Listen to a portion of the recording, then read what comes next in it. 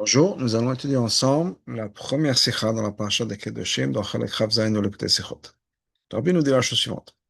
À la tevod, lifnei iver lo titen mershol. Sur les mots, lifnei iver lo titen mershol, qui veut dire devant un aveugle, ne met pas d'obstacle. Piresh Rashi explique la chose suivante. Lifnei hasuma bedava lo titen etza shena ugenet lo. Devant quelqu'un qui est aveugle dans quelque chose de particulier, ne lui donne pas un conseil qui n'est pas le bon pour lui. Rashi ramène un exemple, on verra ça plus tard, quel Kaman, c'est Gimel dans Gimel, on verra l'exemple que Rashi ramène. Il faut comprendre. Minaï le Rashi. Tout est-ce que Rashi c'est Pshuto Shemikra, donc Pshuto Shemikra. Le Otsi est à Tevot Mede Pshuta, qu'il faut sortir les mots de leur sens littéral. Car c'est-à-dire que chez Moat Prochain, à la place d'avoir l'explication qui est la simple, Assur la tête Mercholif, qui est qu'on n'a pas le droit de mettre un obstacle devant quelqu'un qui est aveugle. Dieu préserve. Et donc, au lieu d'expliquer ça, que c'est le pshat du pasuk, Piresh l'a expliqué. Premièrement, hiver, un aveugle, un asuma bedava. Quelqu'un qui est aveugle dans un sujet particulier, dans quelque chose de particulier. Et deuxièmement, que Mirchol, c'est pas un obstacle, c'est etza shenogenetlo. C'est un conseil qui n'est pas le bon conseil pour lui. Donc, pourquoi est-ce que Rashi, d'où est-ce que Rashi voit son pays dans le Chumash qu'il faut expliquer ça de manière, pas de manière littérale, mais donner un autre exemple, une autre interprétation. Le Mizrahi, Piresh le Mizrahi explique la chose suivante. Qu'en fait, Rashi explique, c'est la continuation, la même idée, ce que Rashi explique juste avant, qui est ne pas maudire un sourd. Donc Rashi nous dit la chose suivante. Elle est la cheresh. Je sais que c'est marqué dans le pasuk un sourd, donc ne pas maudire un sourd. Mais là, il rabot kol adam. D'où est-ce que je sais que ça inclut d'autres personnes? Im kel amanam cheresh.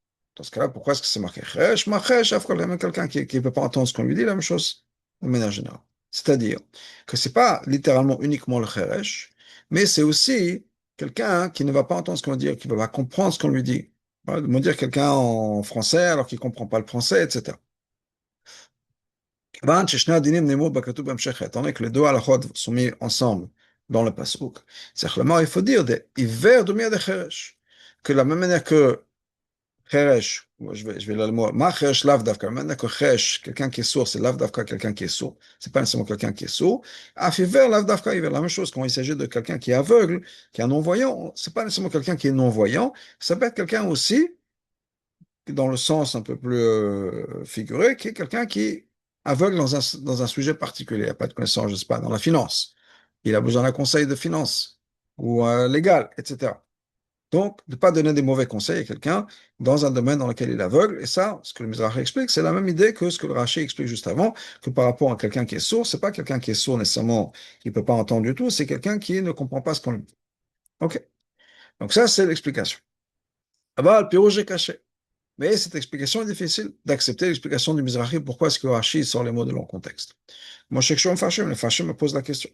Les gabelles, le cheresh, quand il s'agit de ne pas maudire le cheresh, le sourd, l'autre, il rachète votre cheresh, mais Rashi n'a pas dit que le sourd, il ne s'agit pas d'un sourd au sens littéral.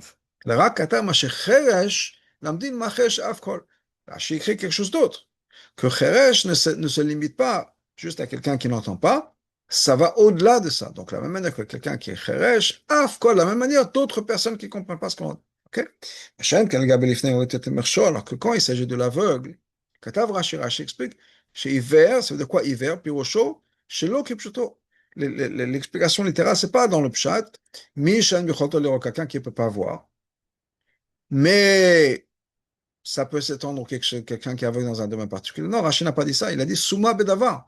L'explication de hiver, c'est pas quelqu'un qui est aveugle du tout, c'est Souma Bedava, quelqu'un qui est aveugle dans un certain domaine. Dans ce cas-là, les filles pirosh Rashi aiment ça. Donc, ça veut dire que d'après Rashi, Souma lo avi de cheresh. Souma ne ressemble pas au cas de cheresh. Cheresh, c'est un sourd, mais ça s'étend à d'autres choses. Alors que pour hiver, c'est pas un aveugle, mais ça s'étend à autre chose. Hiver, ça veut dire, il faut prendre ça au figuré, c'est quelqu'un qui est aveugle dans un domaine particulier. Mais pas quelqu'un qui n'est pas voyant, qui est non-voyant. Donc ça, c'est une question. Donc l'explication du Mizrahi ne marche pas. Et donc on revient à ce qu'est la question du Rabbi, qui est, où est-ce que Rashi voit dans les psukim, Pshuto Shemikra, que hiver, c'est pas du tout un aveugle, et que Mirchol, c'est pas du tout un obstacle, c'est quelque chose d'autre.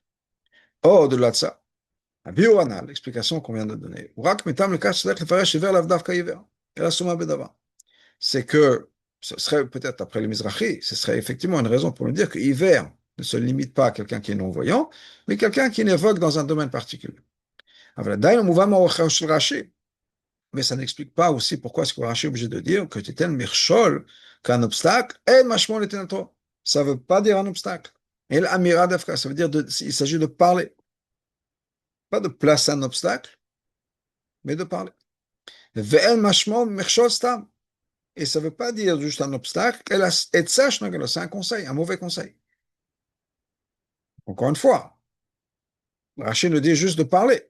Le Chor et le Rachid, Rachid aurait dû prendre, Kapirouch Adech Halakha, l'explication au niveau de l'Halakha, Shakatouv Lifnei Iver, effectivement, au niveau de l'Halakha, Lifnei Iver, ça ne se limite pas à quelqu'un qui est aveugle.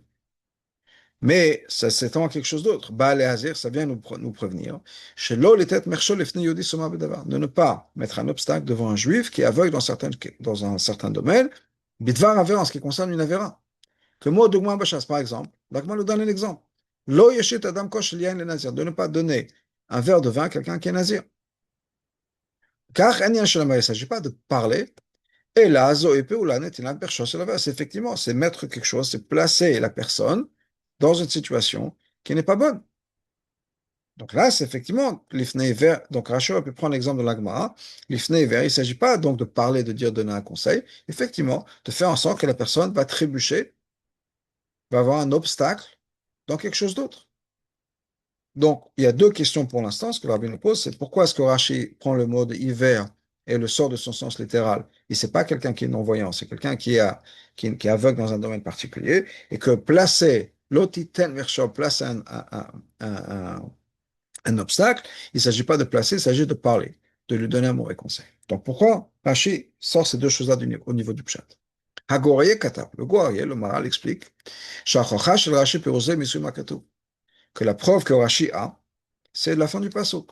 Viareta melokecha ani Hashem. Tu auras la crainte de Dieu, je suis Hashem. Asher kipposh Rashi, Rashi, comme Rashi nous dit, c'est le Rashi tout de suite juste après le Lifnei Hiver. Rashi nous dit, quand il y a ces mots-là,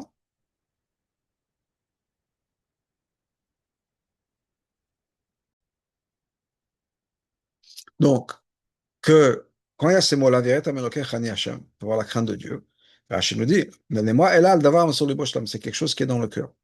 C'est-à-dire, c'est quelque chose qu'on ne peut pas voir de l'extérieur, que les gens ne peuvent pas juger. Ça dépend uniquement de ce qui se passe à l'intérieur de la personne. On va le voir, par exemple, de donner un mauvais conseil. D'où est-ce qu'on sait que c'est un mauvais conseil? La personne peut dire, non, moi, j'étais sincère, moi, dans ma tête, je lui donnais le meilleur conseil. Alors que ce n'était pas vrai, mais personne ne peut savoir. On peut prétendre que, qu'on avait une bonne intention. C'est pour ça que le pasuk dit, véritable Eloker, il faut avoir la crainte de Dieu. Ça, Hachem sait très bien ce qui se passe à l'intérieur de toi. Peut-être que les gens autour, on peut leur mentir, on peut leur raconter n'importe quoi, mais Hachem sait très bien. Donc, c'est quelque chose qui dépend du cœur. Étant donné que si on mettrait un obstacle, un vrai obstacle, devant un aveugle, un vrai aveugle, c'est pas quelque chose qui dépend du cœur. La poule on voit clairement ce qui se passe. Les gens autour peuvent très clairement voir qu'il y a quelqu'un, voilà, il y a un aveugle qui vient, il y a quelqu'un qui va mettre, je sais pas, une chaise ou un truc comme ça pour le faire tomber. On voit. Donc, c'est pas ma sur le lève. Donc, clairement, étant donné que c'est marqué pour avoir la crainte de Dieu, c'est que c'est quelque chose qui n'est pas visible de l'extérieur.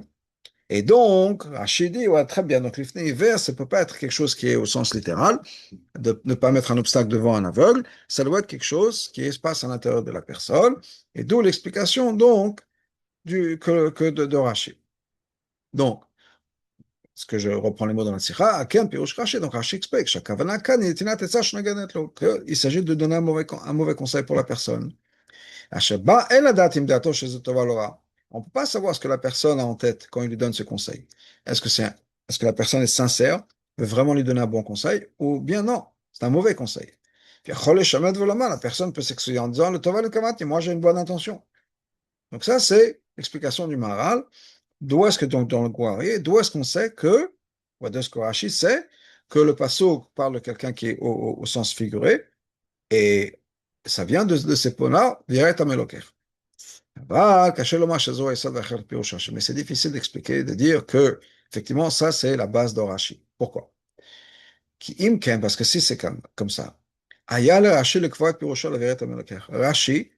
aurait dû introduire son explication du Iret Amelokecha, c'est-à-dire que c'est d'avoir ma sur la lèvre,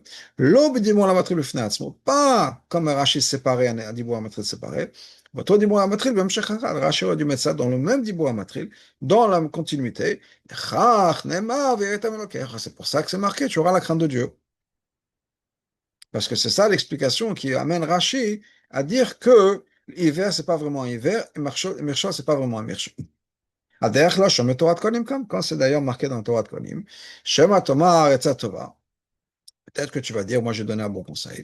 D'abord, ma sur la lèvre, c'est quelque chose qui dépend du cœur. D'ailleurs, Rashi, on voit ce même Rashi plus tard dans la paracha. La pasuk Vadat Epnei Zaken, dans le pasuk qui nous dit qu'il faut donner du respect et de l'honneur à une personne âgée. Lo yeshav bimkomo. On peut dire, on ne va pas s'asseoir, rester assis. Il peut dire, ah, moi je vais fermer les yeux, je ne l'avais pas vu. Oui, au lieu de me lever quand il y avait quelqu'un qui passait, une personne âgée qui passait, il dit, oh, moi j'ai pas fait attention, j'ai pas vu. C'est pour ça que c'est marqué, tu auras la crainte de Dieu. Mais ça, c'est dans le même Rashi.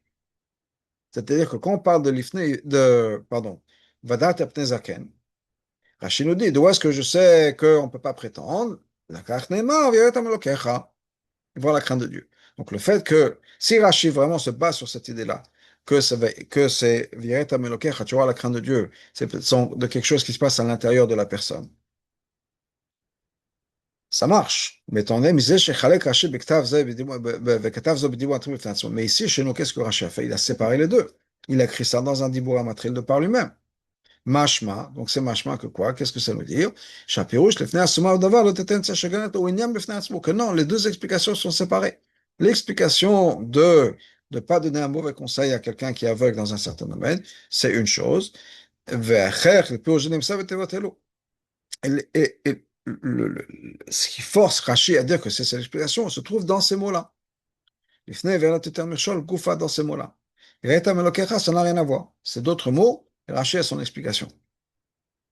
Donc, l'explication du Maharal, du Gohari aussi est difficile d'accepter, de dire que voilà la preuve de Rashi parce que c'est marqué Si c'est le cas, Rashi n'aura pas séparé les Dibur Amatril, il aura mis tout ça ensemble.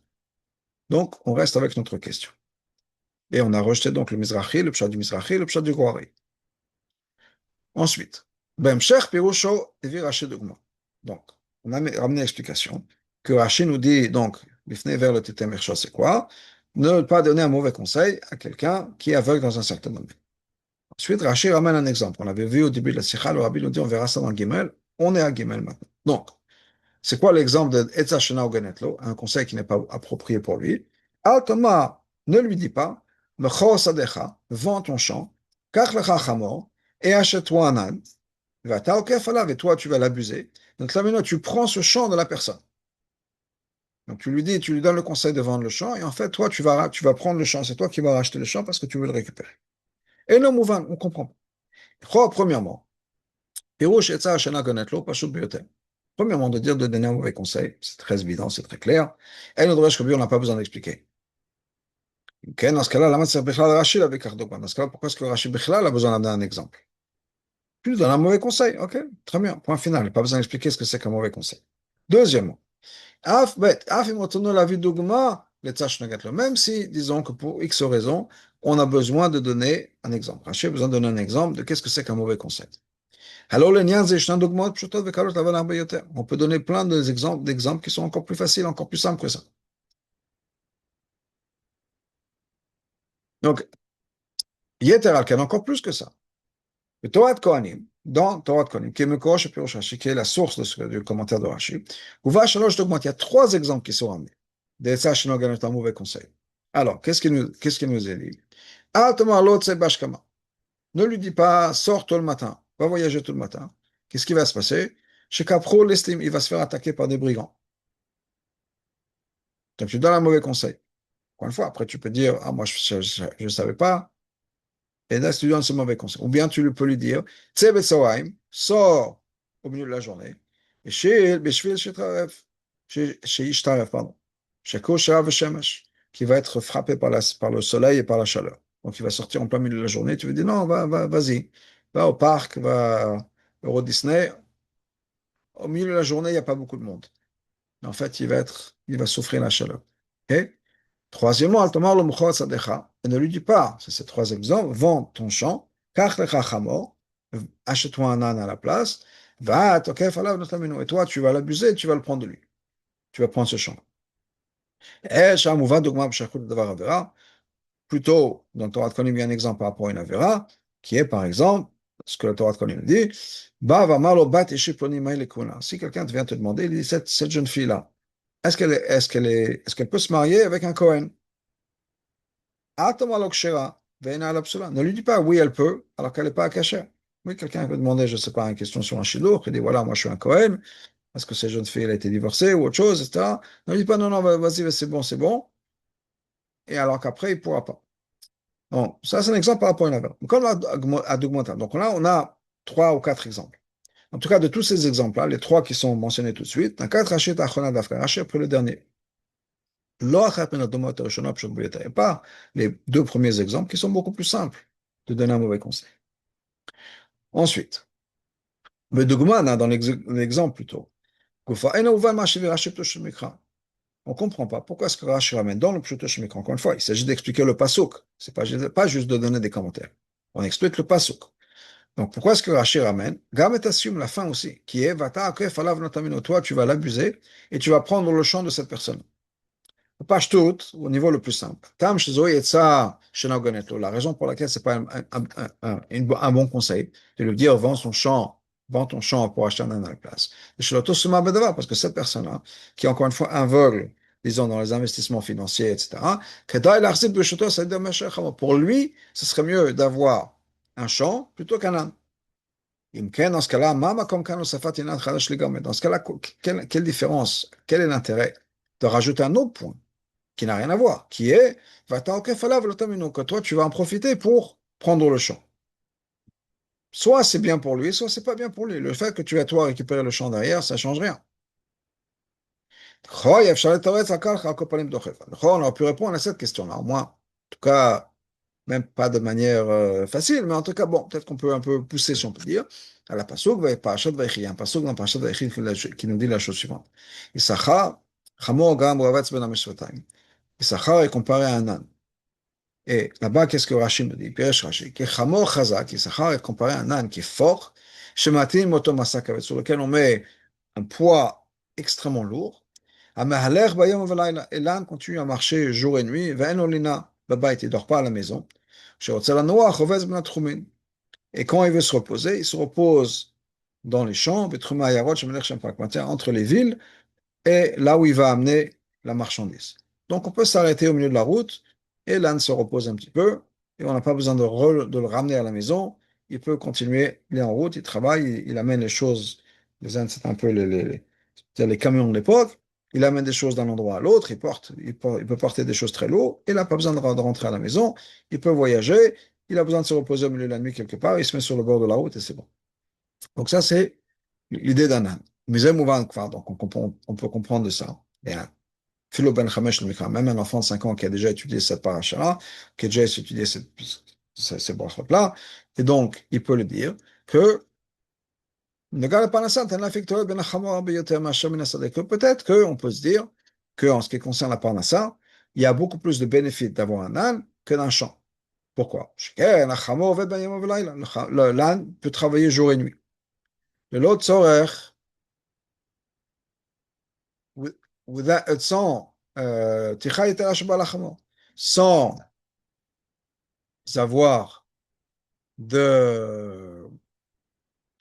sans avoir de que la personne se fatigue. Le balachama n'a pas besoin de se fatiguer. Le fiche à masot parce que les choses lourdes à porter, c'est l'âne qui porte. Alors qu'un champ, premièrement, un champ, on travaille que pendant la journée. Doresh Tamal Viagia, il faut se fatiguer. Le propriétaire du champ doit vraiment investir, mettre des efforts dans tous les travaux qu'on va faire à travers toute l'année. Kharisha, il faut labourer. Zria, planter. Tzir, ensuite il faut faire les moissons. Zod, Vod, encore au-delà de ça. Quand on fait comment ça s'appelle? Quand on amène la marchandise d'un endroit à un autre par l'âne, on a tout de suite, on est payé sur le champ. Accompagné d'un chasman katsa, ou bien un petit peu de crédit, mais voilà, ça arrive bientôt. Donc la personne a une semaine pour payer, 30 jours pour payer. Alors que pour un champ, on a les bénéfices uniquement après longtemps. C'est une fois qu'on a eu la moisson. Mais encore plus que ça, après qu'on a fait les récoltes. Là, on peut profiter de tout le travail de toute l'année. Donc, il y a un certain avantage à avoir un âne par rapport à un champ. Donc, on pourrait dire, parce que donc, basé sur ça, on peut dire qu'effectivement, c'est pas un mauvais conseil de lui dire, vends ton champ et achète-toi un âne.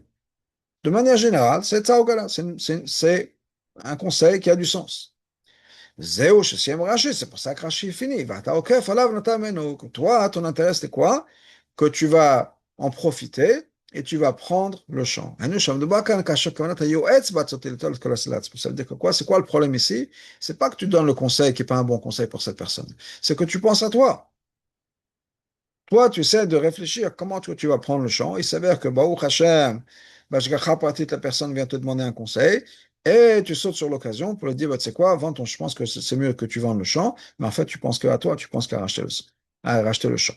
Donc ça, c'est peut-être l'explication pourquoi on pourrait dire que c'est pas nécessairement un mauvais conseil. Et donc, Rashi a besoin d'expliquer pour sa deuxième partie, qui est, tu as en fait en tête uniquement ton intérêt.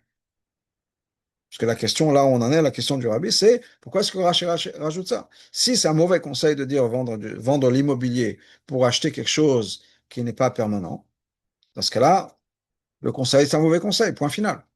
Le fait que toi, tu es en tête de racheter le champ ou pas, ça ne change rien. Rabbi, non, non, non. Le rabbi te dit non, c'est pas, peut-être qu'on pourrait faire l'argument qu'il y a un avantage à vendre le champ pour acheter un âne. Mais ce n'est pas vraiment quelque chose qui marche. Kamapanim, pour plusieurs raisons. Allez, premièrement, Mouvan pas on comprend très bien. Shemay Dargissa, de l'autre côté, Yesh Besadi Taor Negabe Chamor. Bien sûr qu'un champ a des avantages par rapport à un âne. Comme par exemple, Loshach Bazamita, un champ ne va pas mourir. Un âne, oui. C'est-à-dire qu'il faut être replacé. Deuxièmement, oui, c'est vrai que l'âne se déplace, il fait les transports, etc. Mais il y a le Baal HaChamor qui se déplace aussi. Mouchar Tamila Douma comme l'un, il faut qu'il suive l'âne d'endroit en endroit. Donc, c'est pas que l'âne, il est en pilote automatique. Alors que le champ, de manière générale, en général, le champ, il est à proximité de la maison, de la ville, de la personne qui va le travailler. Donc, il n'y a pas besoin d'aller qui sait où. Bifrat, et en plus de ça, c'est marqué dans Rashi que c'est un conseil qui n'est pas bon pour lui. La dame, c'est pour cette personne. On peut certainement penser à beaucoup plus de raisons. Pourquoi? Pour cette personne, c'est mieux d'avoir un champ que d'avoir un âne. Comme par exemple, l'exemple qu'on a eu dans Torah de Kolim. C'est Bash Kamash Pikrolestim. On lui a dit que quoi? On lui a dit de sortir. Le type lui donne le conseil, il dit sors, va voyager, sors le matin quand tu dois voyager, sors le matin tôt. Il s'avère que dans ce cas-là, il y a des brigands qui attendent. C'est Bash Kamash Tametzatova, de fait de sortir tôt, de commencer à voyager tout le matin. C'est un bon conseil. Il ne fait pas encore chaud, on peut voyager, on a la journée devant nous, etc. Là, chez Benadon et Dan ira. Maintenant, il s'avère que dans ce contexte, ce n'est pas un bon conseil. Parce que dans cet endroit-là, il y a des brigands. Et donc, ce que Torah de Kohanim dit, pour lui, c'est pas bien. Comme là-bas, Torah de Kohanim finit. Peut-être la personne peut dire, jouer l'innocent. Il dit, moi, je donnais un bon conseil. Non, non, non, on sait ce qui se passe à l'intérieur de ton cœur. Hachem dit, je sais ce que tu as. Avoir la crainte, il faut avoir la crainte de Dieu. Ça veut dire que le yoetz, la personne qui donne le conseil, peut toujours, genre, jouer l'innocent et dire, moi, je pense que j'avais une bonne intention. Donc, même cet exemple-là, de dire à la personne, par exemple, sors en voyage tôt, commence ton voyage tôt le matin, serait un bon exemple d'un conseil qui est mauvais pour cette personne-là. Parce que dans ce cas-là, dans cette situation, même si en général c'est un bon conseil, mais c'est pas au gain de l'eau, parce que pour lui, là où il va voyager, là où il est, c'est pas une bonne idée. Et la personne peut toujours dire, ou prétendre, la personne qui a donné le conseil, prétendre de manière innocente, ah, moi je pensais que c'était une bonne idée. Une autre raison pour laquelle ça aurait été un très bon exemple, pas besoin d'amener l'histoire de l'âne. On parle juste, on prend le premier exemple de Torah de Kohanim. Par ça, effectivement, admettons que pour cette personne-là, c'est mieux d'avoir un âne qu'un champ. Quel problème que la personne derrière va rajouter, va reprendre, récupérer le champ. C'est effectivement, on a eu la meilleure idée, et cette personne a dit, pour toi, c'est mieux d'avoir, c'est pas un mirchol, pour toi, c'est mieux dans ton cas, à ton contexte à toi, c'est mieux d'avoir un champ. Peut-être que pour lui, dans ces circonstances, ça aurait été mieux d'avoir un âne. Alors, si derrière, le type, il récupère le champ, pourquoi pas? Il était sincère, c'était vrai, c'est mieux pour lui, il a réfléchi, il a dit, voilà, pour toi, je pense que dans cette situation, c'est mieux que tu aies un champ, un âne. Très bien. Donc, là, on en est dans la question. Donc, pour l'instant, on n'est que dans les questions. On a les dernières questions que le rabbi a posées, c'est pourquoi est-ce que Rashi, admettons que Rashi a besoin d'amener cet exemple de l'âne, et pas les deux autres exemples, les premiers exemples de Torah de Kohanim. Mais à quoi ça sert, en quoi ça change d'avoir le problème que la personne va récupérer le champ derrière, en disant tu lui donnes un mauvais conseil, et ensuite tu vas récupérer le champ. En quoi ça change? Soit tu ne penses pas à lui, parce que là c'est un problème, c'est ça chez l'eau, effectivement, c'est Fneiver. Soit c'est un bon conseil, et si c'est un bon conseil, quel est le problème de récupérer le champ? Donc ça c'est la dernière question. Et encore une fois, les questions qu'on a, c'est quelle est la preuve que Rashi a de dire que hiver, un aveugle, c'est pas un aveugle. C'est quelqu'un qui est aveugle dans un certain concept, dans une certaine idée, dans un certain domaine. Mirchol, c'est un mauvais conseil. Deuxièmement, pourquoi l'exemple de l'âne en particulier, qui est le troisième exemple de Torah de Kohanim? Et quatrièmement, pourquoi est-ce que, quand Rachid ramène l'exemple de l'âne, c'est-à-dire l'âne, c'est-à-dire tu lui dis de vendre son champ pour acheter un âne, et Rachid rajoute que toi, tu vas en profiter pour récupérer le champ. Quel problème avec ça? Voilà les quatre grandes questions qu'on a. Alors, on va commencer les réponses. Rabbi Yovan, on va comprendre ça. Puis, il klal mekubal gam derech hapshat. Basé sur un klal, qui est dans la Gemara, dans Chazal, et c'est aussi un klal qui marche dans le pshat, pshuto shemikra. שבמקום שחז"ל כתוב שאינה דין הידועה כבר מקודם. Quand la Torah répète une halakha qu'on a déjà vue avant. יש להשתדל למצוא בכך חידוש דין. C'est-à-dire qu'il y a un חידוש dans ça. Il doit y avoir un חידוש dans ça.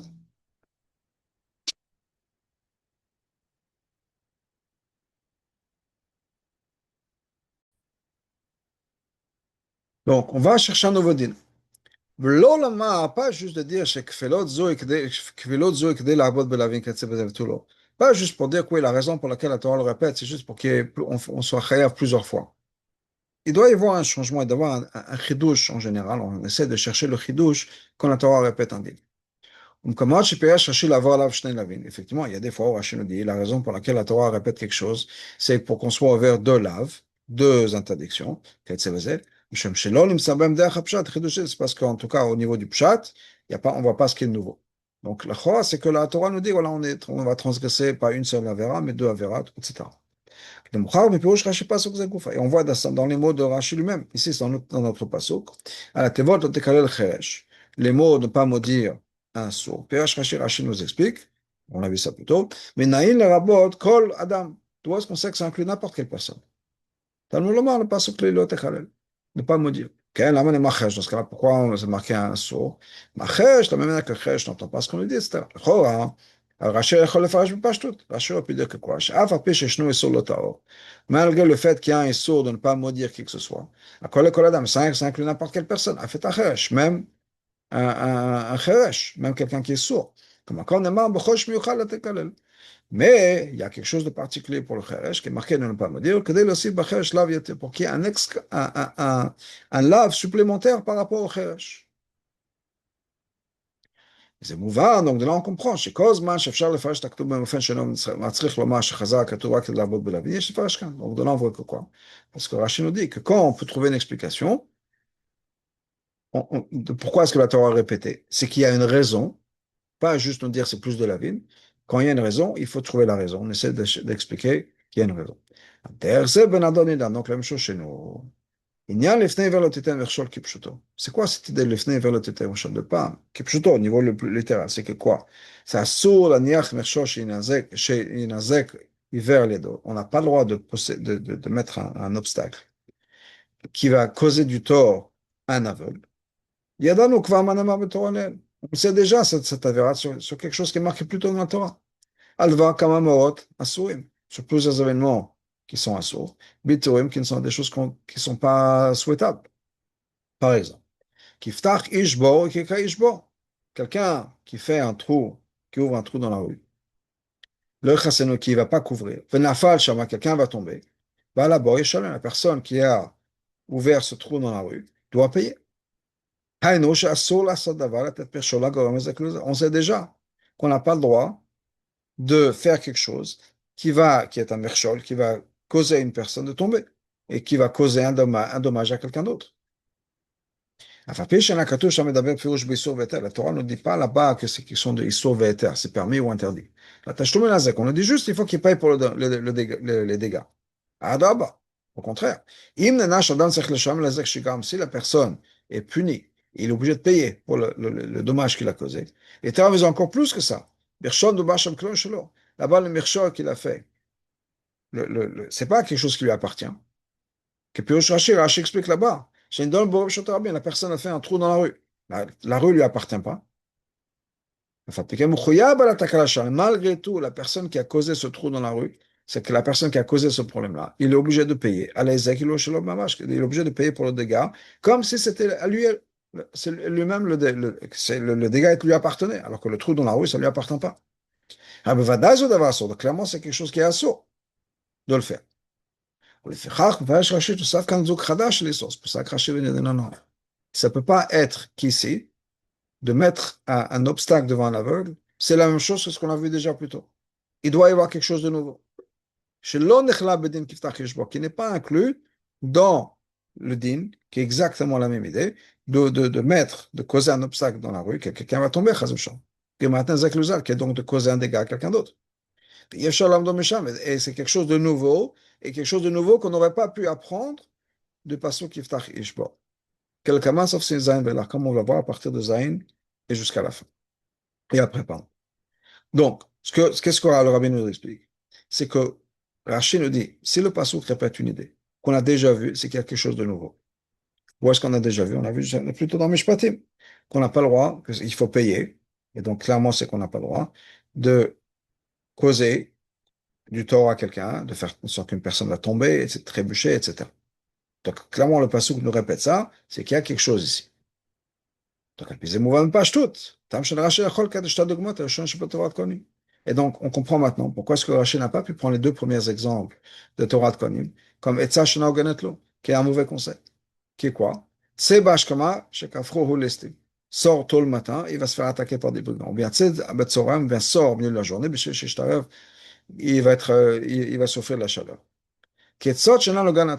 Parce que ces conseils-là, qui ne sont pas bons, ces deux conseils-là, au niveau du pshat, c'est quoi inclus dans Beyan Kiftach Yishbo? C'est inclus dans la même idée de l'idée de Satora, par ton action, tu causes un dommage à une personne.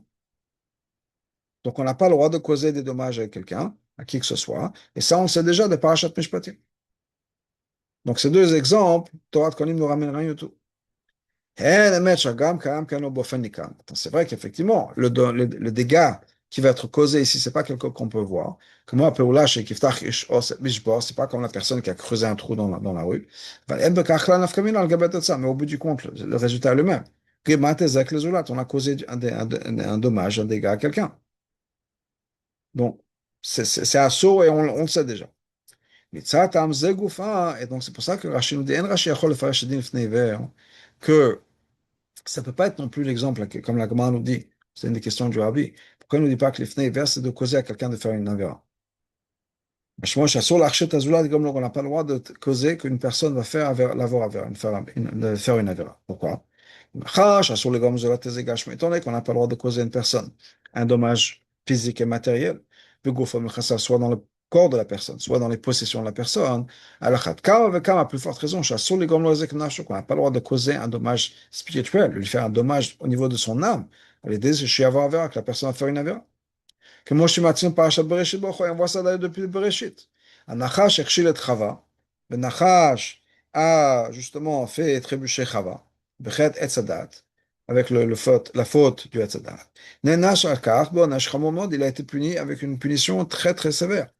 Awa tamikol bema, tu vas être maudit encore plus que tous les animaux. Mais c'est mouvant que va godel et sur l'archit, donc on comprend très bien la gravité de faire en sorte qu'une personne fasse une avéra. Moi, je suis PH Hacham, comme Rachid explique là-bas, mais quand je m'affirme sur Tosham Messit, qu'il y a quelqu'un qui pousse à quelqu'un à faire une avéra, on ne va même pas chercher de mérite. Donc, c'est pour ça que Rachid ne peut pas ramener ni les exemples de Torah de Kohanim, ni les exemples de Chazal, ni l'explication de Chazal, qui est comme exemple de donner du vin à un nazir. C'est pour ça que Rashi prend Dafka, le dernier exemple de Torah de Kohanim. Ne dis pas à la personne, vends ton champ et achète un âne à la place. Qu'est-ce que Rashi rajoute à la fin? Que tu vas en fait en profiter pour prendre le champ. Là, on a effectivement un din qu'on n'a pas encore appris, ni dans l'histoire du Nachash, ni dans Mishpatim avec le bord. Et on va voir ça. Bon, ça passe au Shem Dvarav. Quand Rachid nous ramène ces mots-là à la fin. Quand tu vas en profiter, tu vas l'abuser et tu vas prendre le champ. Rachid nous dit, le problème, c'est pas que par ton conseil, tu vas faire en sorte que la personne va vendre de l'immobilier, le champ, et il va acheter un âne à la place. Ça ne veut pas nécessairement dire que la personne va y perdre au change. Peut-être qu'effectivement, il va y gagner. C'est quoi le problème? Car c'est le fait que tu vas en profiter et tu vas prendre le champ. La Torah nous donne un nouveau din, din chadash. Le issur n'est pas de causer un dommage à quelqu'un qui est aveugle, si on peut dire entre guillemets. Le problème, c'est que tu lui donnes un conseil qui n'est pas uniquement et purement pour son bien, lui. Quand tu donnes un conseil à quelqu'un d'autre, il faut uniquement penser à une seule chose. En quoi est-ce que c'était le conseil que je lui donne est bien pour lui, pour cette personne? Ne pas mélanger, ne pas impliquer, mais penser à moi en parlant de mon bénéfice, que je pense à mon bénéfice. Qu'est-ce que moi je peux gagner de ça? Et ça, on voit ça dans l'exemple qu'on a vu. Al-Tamar ne lui dit pas vends ton champ, achète un âne, et toi, tu vas l'abuser, en profiter pour et prendre le champ. Même si la personne, effectivement, qui reçoit le conseil, n'a aucun dégât du tout. Puisque c'est ça le chidouche du pasuk. D'avoir de causer des dommages à quelqu'un, on sait déjà que ça sort. Et là, ça veut dire quoi? C'est pas oganet lo, c'est pas un bon conseil pour lui. C'est pas, je ne pense pas à son besoin à lui. À ça, la Torah nous dit assour. Assour. Quand tu veux donner un conseil à quelqu'un d'autre, il faut penser à une seule chose, une chose uniquement. La personne devant toi, de penser qu'est-ce qui est bien pour la personne. Qu'est-ce qui est bien pour lui. Ne pas profiter de cette situation-là pour tes gains personnels. Tant qu'il fallait tu en profites pour prendre le champ. Même il peut se dire, le type ne va rien perdre. Tu peux te dire ça quand tu vas lui donner son conseil. Et tu vas lui dire un conseil qui peut-être, effectivement, pour lui, c'est un bon conseil. Il n'y a rien à perdre au change. Dans ce cas-là, quel est le problème si moi je vais aussi bénéficier? Non, c'est ce que Rashi nous dit.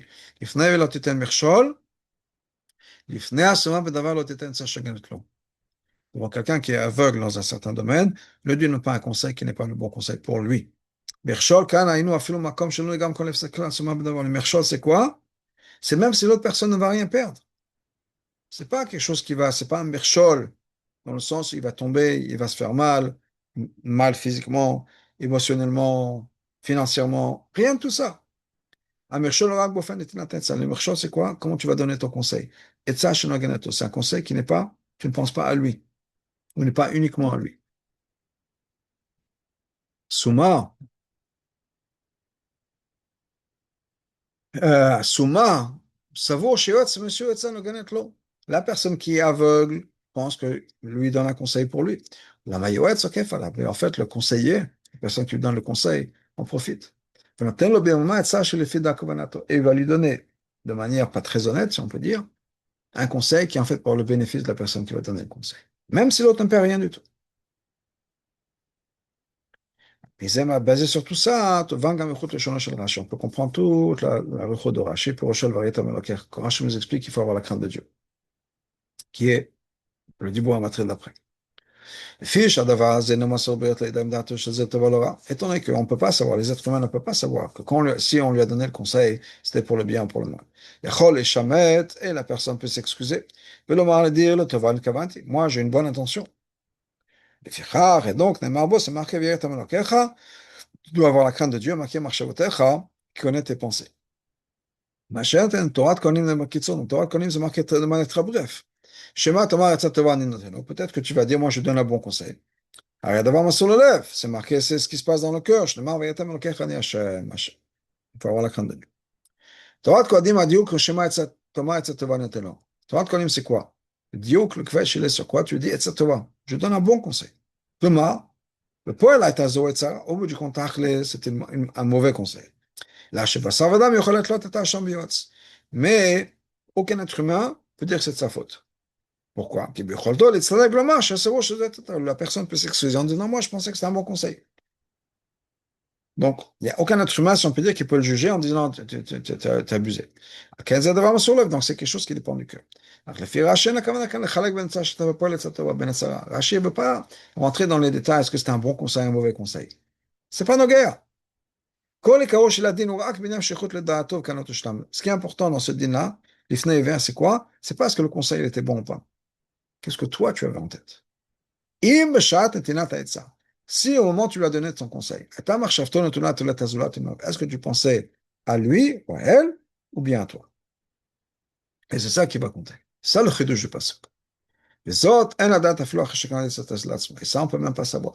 Même si la personne rachète le champ lui-même, on peut toujours pas savoir. Qui c'est tout à fait possible.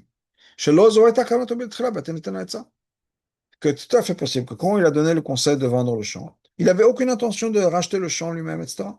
Mais après, ça s'est fait pour X raison, qu'il a l'opportunité de racheter le champ, le champ, et en le prenant de cet aveugle-là. Aveugle, encore une fois, dans ce sens-là. C'est pour ça que le passage dit, pour avoir la crainte de Dieu. Dieu connaît tes pensées. Machshavotecha, pas kavana, machshavotecha. Yodam ayeta bedat adam et tetetza. Hachem sait, quand tu lui as donné le conseil, est-ce que à quoi tu pensais ou à qui tu pensais? Est-ce que tu pensais à lui ou à toi? Car la manora nifla binyan Israël. De là, donc, avant d'entrer dans le débat d'Israël, donc pour résumer ce qu'on a dit, pourquoi est-ce que Rashi est obligé de dire que c'est pas le pshuto chez Mikra, dans le sens où c'est vraiment un aveugle et vraiment le faire trébucher? Parce que ça, on le sait déjà. Pas Shat Mishpatim, qu'on ne peut pas faire trébucher des gens au niveau concret, de leur causer des dégâts.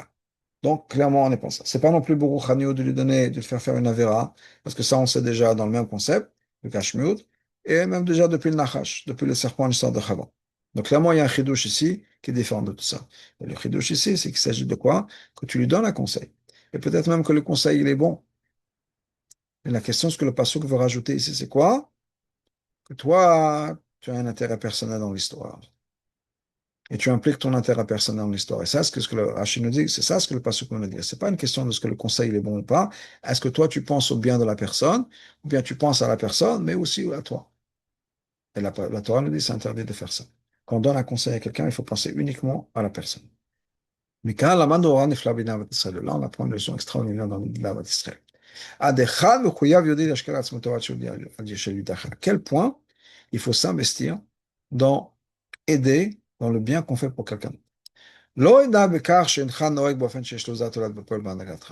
Pas juste que quelqu'un va profiter de ton comportement.